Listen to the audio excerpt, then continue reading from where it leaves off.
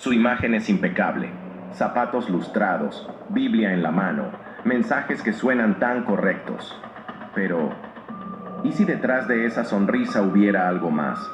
¿Y si esa organización tan pulida escondiera un sistema de control basado en el miedo, el silencio y la obediencia absoluta? Hoy vamos a levantar el velo. Lo que escucharás en este video es lo que los testigos de Jehová no quieren que sepas. No porque no sea importante, sino porque pone en riesgo la base misma de su poder. Vámosla. Un poco de historia. Todo comenzó a finales del siglo XIX. Charles Taze Russell, un hombre inconforme con el cristianismo tradicional, fundó un grupo de estudio bíblico. Él rechazó la idea del infierno, negó la Trinidad y presentó a Jesús no como Dios, sino como el arcángel Miguel en forma humana. Pero Russell tenía otra convicción más radical. El fin del mundo estaba cerca. Afirmó que Armagedón llegaría en 1914. ¿El resultado? Nada.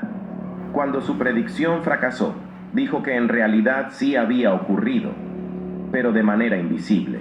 Sus sucesores repitieron el mismo patrón con nuevas fechas, 1925, 1975, una tras otra, todas falsas profecías.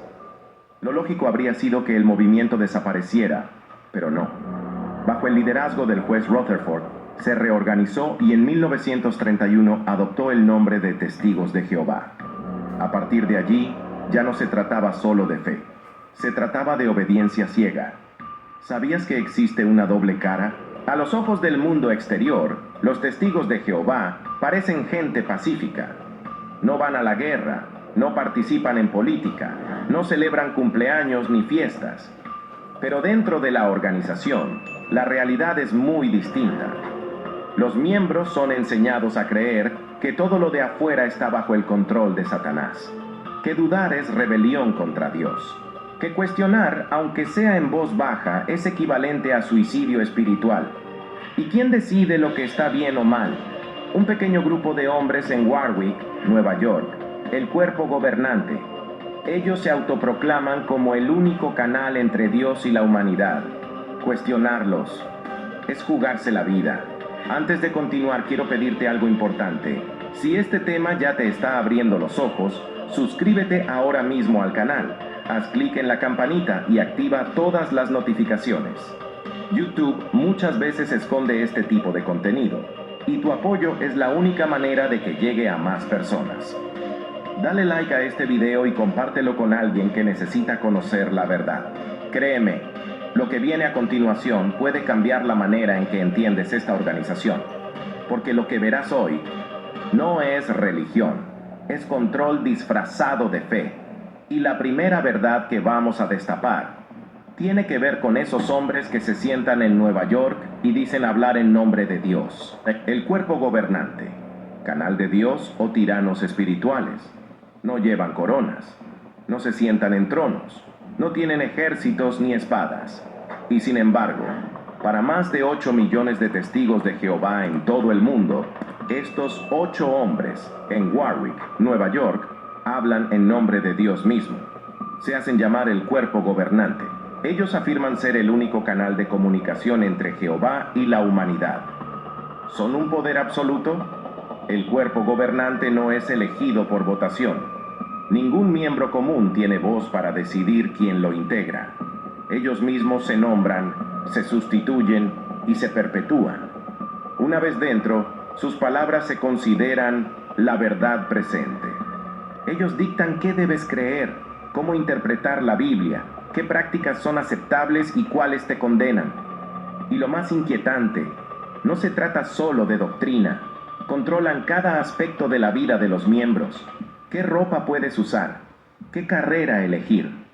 Si puedes estudiar en la universidad, con quién casarte, a quién llamar amigo. Todo, absolutamente todo, pasa bajo su mirada. Pero, ¿qué dice la Biblia? El cuerpo gobernante se presenta como indispensable. Insiste en que nadie puede entender correctamente las Escrituras sin su guía oficial. Pero la palabra de Dios dice algo muy diferente. En 1 Timoteo 2:5 está escrito: Porque hay un solo Dios y un solo mediador entre Dios y los hombres, Jesucristo hombre. Un mediador, no 8, no un comité central, solo Cristo. Si Jesús es suficiente, ¿por qué se necesita un grupo de hombres para interpretar lo que ya está revelado? Hay un peso debido al silencio. Lo más alarmante no es solo lo que enseñan, sino lo que prohíben.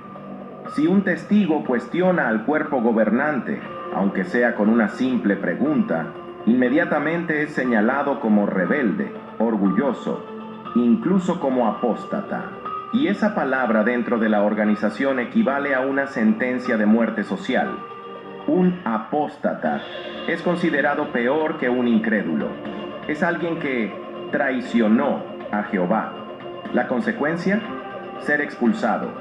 Y no solo eso, tus propios amigos, tu pareja, tus hijos, tienen la orden de no volver a dirigirte la palabra. Hay varios testimonios que revelan miedo. Un ex anciano declaró: nos decían que dudar del cuerpo gobernante era dudar de Jehová mismo. Vivíamos con miedo constante de hacer la pregunta equivocada. Esa no es la fe que enseña Jesús. La fe verdadera no se basa en el terror, sino en la libertad de amar y servir con el corazón. El cuerpo gobernante ha sustituido la confianza en Cristo por un sistema de obediencia ciega a hombres.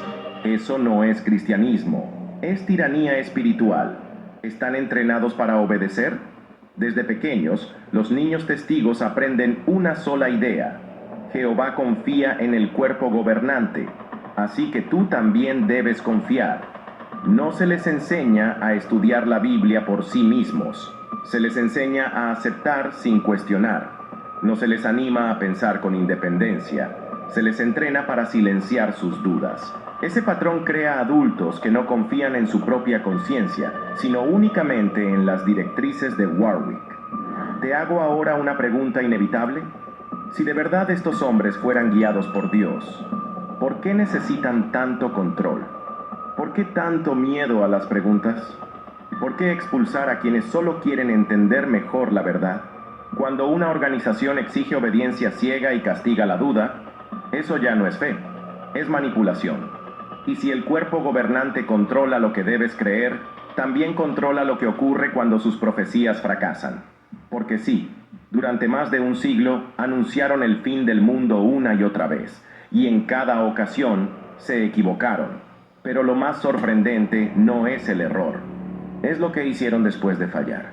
Profecías fallidas que nunca se cumplieron.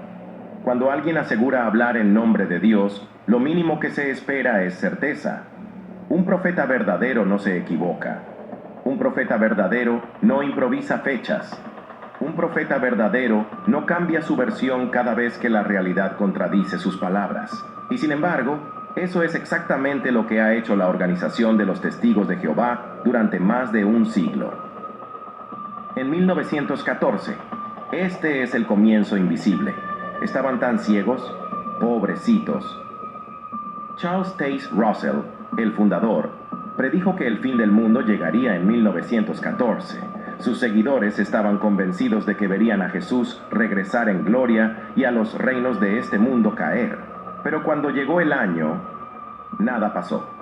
No hubo Armagedón, no hubo resurrección de muertos, no hubo destrucción mundial. La explicación fue aún más extraña.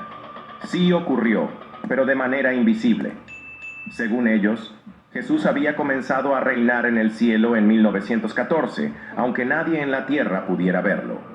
En 1925, la segunda decepción, la casa vacía. Ya daba señales, pero no lo creían. El sucesor de Russell, el juez Joseph Rutherford, fue aún más atrevido. Anunció que en 1925 regresarían personajes bíblicos como Abraham, Isaac y Jacob para gobernar la tierra. Tan seguros estaban que construyeron una mansión en San Diego llamada Beth Sarim, la casa de los príncipes. Allí supuestamente vivirían los patriarcas resucitados. Pero 1925 pasó, la casa quedó vacía y los príncipes nunca llegaron. En 1975, la mayor decepción, si no la peor. Años después, otro anuncio conmocionó a miles de testigos. El fin ocurriría en 1975, marcando 6.000 años de historia humana. Las publicaciones oficiales insinuaban con fuerza que ese sería el inicio del milenio de Cristo. El resultado fue devastador. Miles vendieron sus casas. Otros dejaron sus trabajos o pospusieron tener hijos. Algunos renunciaron a su educación convencidos de que el fin estaba a la vuelta de la esquina. Pero llegó 1975 y otra vez nada. Las familias quedaron destruidas, los sueños se perdieron, la confianza se desplomó. Pero, lo que dice la Biblia, después de cada fracaso, la organización nunca reconoció su error, nunca pidió perdón. La explicación siempre fue la misma. La luz se hace más brillante. Jehová revela las cosas poco a poco. Pero la Biblia no da margen a equivocaciones de este tipo. En Deuteronomio 18, 20, 22 está escrito: si lo que el profeta anuncia en el nombre de Jehová no ocurre ni se cumple, esa palabra no viene de Jehová. Ese profeta habló con presunción. No tengas miedo de él. Dios no se equivoca. No necesita corregir sus profecías. No juega con las expectativas de millones de personas. Si alguien anuncia algo en nombre de Dios y falla, la conclusión es clara. No habla de parte de Dios. Este daño es invisible. El problema no son solo las fechas equivocadas, es el daño que dejan detrás.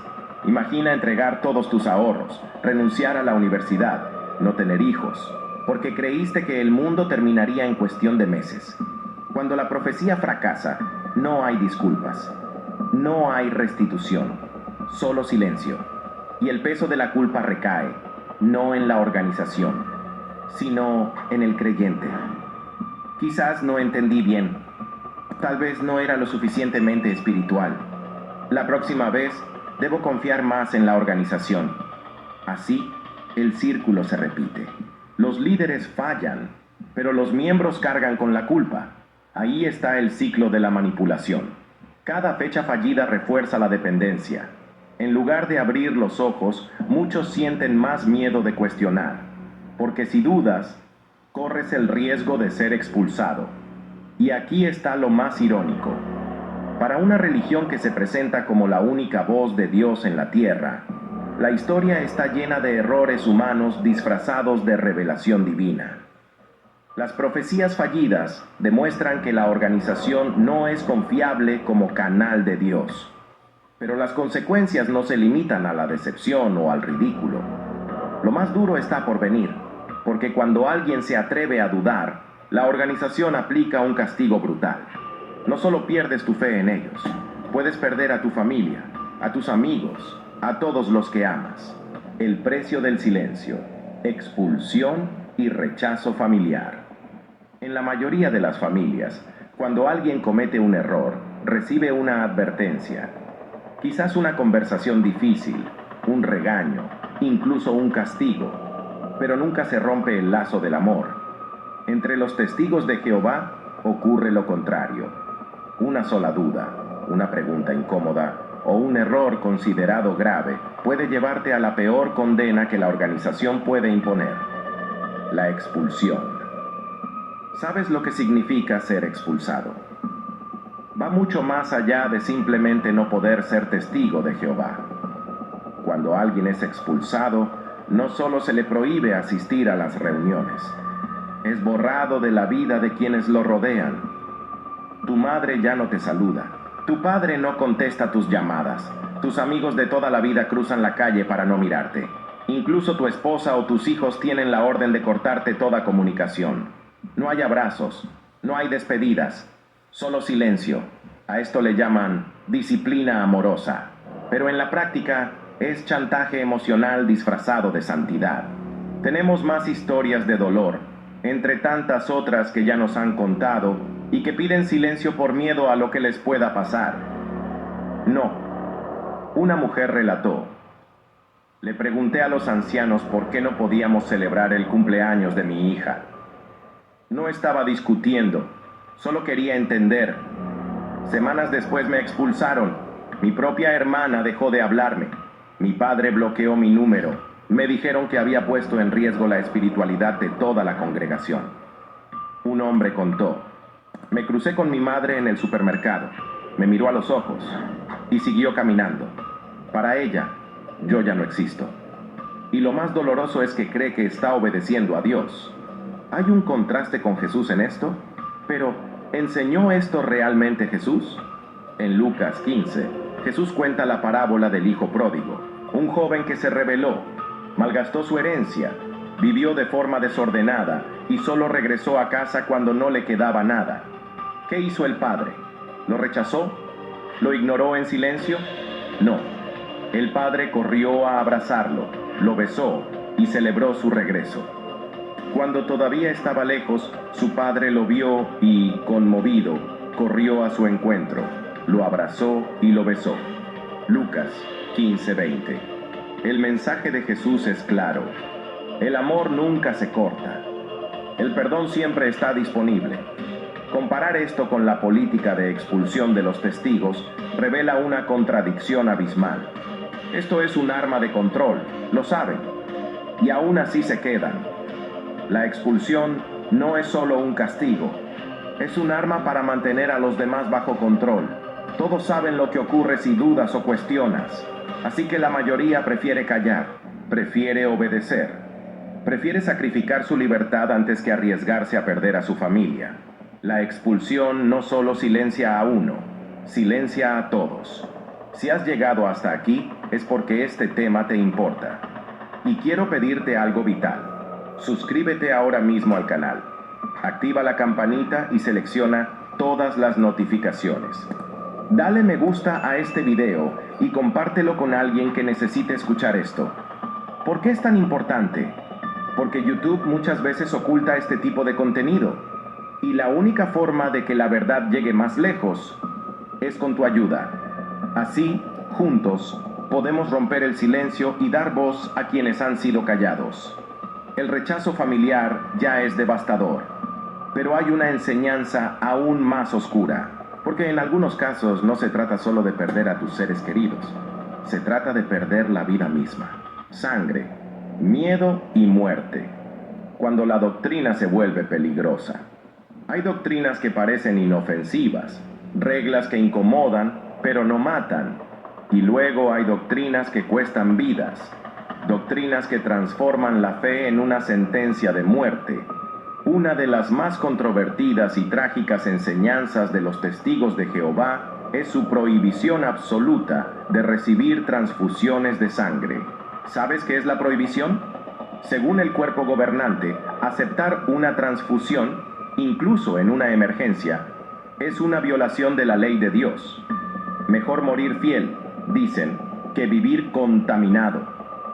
Padres son instruidos para rechazar transfusiones incluso cuando se trata de salvar a sus propios hijos. Y muchos lo han hecho. El resultado, miles de muertes innecesarias. Hay un texto que ellos utilizan mal y lo saben. La base de esta enseñanza se encuentra en pasajes como Hechos 15:29, donde se ordena a los cristianos abstenerse de sangre. Pero el contexto era alimenticio. Se refería a no comer sangre de animales sacrificados, una práctica común en ciertas culturas antiguas. En ningún lugar la Biblia enseña que un niño debe morir en un hospital por no recibir sangre. Jesús mismo lo aclaró en Mateo 12:7. Misericordia quiero y no sacrificio. Dios no pide sacrificios inútiles. Dios pide compasión. Pide amor. Tenemos más historias. Historias que destruyen vidas, familias, comunidades, esperanza, que destruyen la fe misma de muchos. Un médico relató: una niña llegó al hospital con hemorragia interna. Necesitaba una transfusión urgente. Sus padres, testigos de Jehová, se negaron. Les rogamos. Ellos respondieron: preferimos perderla que desobedecer a Jehová. La niña murió esa misma noche. En otro caso, una joven de 26 años murió tras dar a luz porque rechazó sangre. Dejó huérfano a su bebé recién nacido.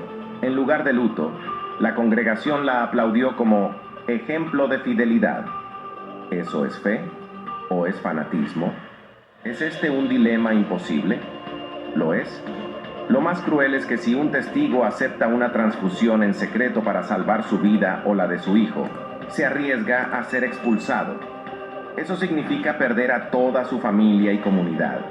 Es un dilema perverso, morir obedeciendo o vivir y perderlo todo. Ningún padre debería enfrentar una elección así. Ningún Dios de amor exigiría semejante cosa. Todos en el mundo saben cuál es el verdadero mensaje de Cristo. Jesús sanaba en sábado, aun cuando la ley lo prohibía. ¿Por qué? Porque la vida estaba por encima de las reglas. El Hijo del Hombre es Señor aún del sábado. Mateo 12:8. Si Jesús no puso el sábado por encima de la vida, ¿cómo podría aprobar que se ponga una regla humana por encima de la sangre que salva? La respuesta es clara. Este mandato no viene de Dios. Viene de hombres que se creen con autoridad para decidir quién merece vivir y quién debe morir. Y sin embargo, aun con lo trágico que es perder a miles de personas por una doctrina, hay algo aún más oscuro. Un secreto que no se habla en los púlpitos. Un dolor escondido en los archivos internos de la organización. Porque la sangre no es el único tema donde la torre de vigilancia ha puesto en riesgo la vida de los inocentes. En el próximo capítulo, veremos lo que ocurre a puertas cerradas, cuando el problema ya no es la doctrina, sino los abusos. Secretos en la sombra, abusos y encubrimientos. Algunas batallas se libran a la vista de todos. Otras se libran en silencio, entre paredes cerradas, donde la verdad se sofoca y el dolor se oculta. Durante décadas, la Organización de los Testigos de Jehová ha enfrentado denuncias graves. Abusos sexuales a menores encubiertos para proteger su reputación. No en tribunales, no con justicia, sino en salones del reino, en reuniones secretas de ancianos. ¿Sabes cuál es la regla de los testigos de Jehová? El sistema interno funciona con una política absurda y peligrosa.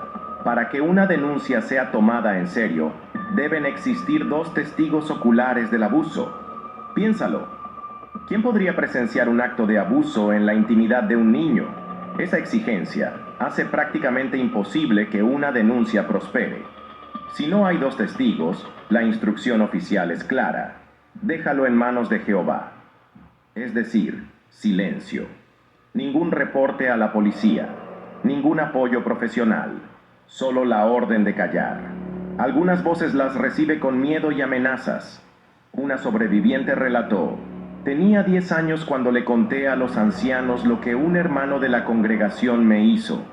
Me preguntaron si alguien más lo había visto. Dije que no. Entonces me dijeron que no hablara más para no traer oprobio sobre el nombre de Jehová. No hubo denuncia. No hubo protección, solo culpa y vergüenza sobre la víctima. A través de la red de noticias, canales de búsqueda, docenas de documentos filtrados. En 2018, una filtración sacudió a la organización. Miles de documentos internos de la torre de vigilancia revelaron que la sede llevaba décadas acumulando archivos de casos de abuso en todo el mundo. Miles de denuncias, miles de víctimas. Casi ninguna reportada a las autoridades. Los archivos estaban allí, guardados, pero la justicia nunca fue notificada. Hay millones y millones de investigaciones globales contra todo esto. En países como Australia, Estados Unidos y Reino Unido, investigaciones oficiales confirmaron el patrón. Los testigos de Jehová protegen a los abusadores, transfiriéndolos de congregación en congregación. Las víctimas, en cambio, quedan desamparadas, sin apoyo, sin justicia, y muchas veces estigmatizadas como si fueran ellas el problema. Pero, lo que enseña la Biblia, la palabra de Dios no es ambigua en este tema. En Efesios 5:11, Pablo escribió: no participen en las obras infructuosas de las tinieblas, sino más bien denúncienlas. La instrucción bíblica es clara: exponer el mal, no encubrirlo. Jesús mismo denunció a los líderes hipócritas de su tiempo. Nunca protegió a los corruptos. Nunca mandó callar a los inocentes. Predican mucho sobre la reputación de la organización antes que sobre la compasión por los demás. ¿Por qué entonces el cuerpo gobernante actúa diferente? Porque para ellos, lo más importante no es la seguridad de los niños, sino la imagen de pureza de la organización. Un pecado oculto es preferible a un escándalo público. Un abusador protegido es más útil que una víctima escuchada. Ese no es el camino de Cristo. Ese es el camino de la hipocresía institucional. El silencio tiene un precio que muchos pagan caro para tomar sus decisiones. Las consecuencias son devastadoras. Niños que crecen con traumas de por vida, familias destruidas por la vergüenza, sobrevivientes que cargan culpas que nunca fueron suyas. Y mientras tanto, el abusador continúa libre, protegido por el silencio. Una ex testigo lo resumió así: me di cuenta de que para ellos la reputación de la organización valía más que mi vida. Después de ver falsas profecías, doctrinas mortales, expulsiones crueles y abusos encubiertos, una pregunta surge inevitable. ¿Debes estar preguntándote si hay una salida? La respuesta es sí. Miles de personas la han encontrado. Y en el último capítulo veremos que, más allá de la torre de vigilancia, existe algo que los testigos de Jehová no pueden controlar: la libertad. La libertad más allá de la torre de vigilancia. Salir de los testigos de Jehová no es sencillo. No es como cambiar de iglesia o dejar un grupo de estudio bíblico. Salir significa perder a tu familia, perder a tus amigos, perder tu identidad, todo aquello que por años definió quién eras. Muchos exmiembros describen el proceso como caminar hacia un mundo desconocido, un mundo del que siempre les dijeron que era oscuro, peligroso, dominado por Satanás. Pero cuando dan el paso, descubren algo diferente. Descubren libertad. Es hora de despertar y sabes que lo necesitas. Miles de ex-testigos están reconstruyendo sus vidas. Algunos regresan al cristianismo tradicional. Otros exploran nuevas creencias. Otros simplemente aprenden a pensar por sí mismos por primera vez. Todos tienen algo en común: el coraje de hacerse la pregunta que dentro estaba prohibida. ¿Es esto realmente la verdad? Esa simple pregunta se convierte en el inicio de una vida nueva. Busca una comunidad que te apoye, no que te condene. Hoy existen comunidades en línea, grupos de apoyo, foros y hasta congregaciones que reciben a ex-testigos con los brazos abiertos. Personas que han pasado por lo mismo se acompañan mutuamente, comparten experiencias, sanan juntos. Historias de padres que recuperan a sus hijos, de jóvenes que descubren su valor, de sobrevivientes de abuso que por fin encuentran justicia y voz. Hay una verdad más grande. La Biblia lo dice claramente en Juan 8:32. Y conocerán la verdad, y la verdad los hará libres. La verdad de Dios no encadena, no destruye familias, no condena a niños a la muerte, no protege a abusadores. La verdad de Dios libera, da vida, trae paz y compasión. Si lo que crees demanda silencio, miedo y la ruptura del amor, quizás no es la verdad. Hay un nuevo comienzo para ti.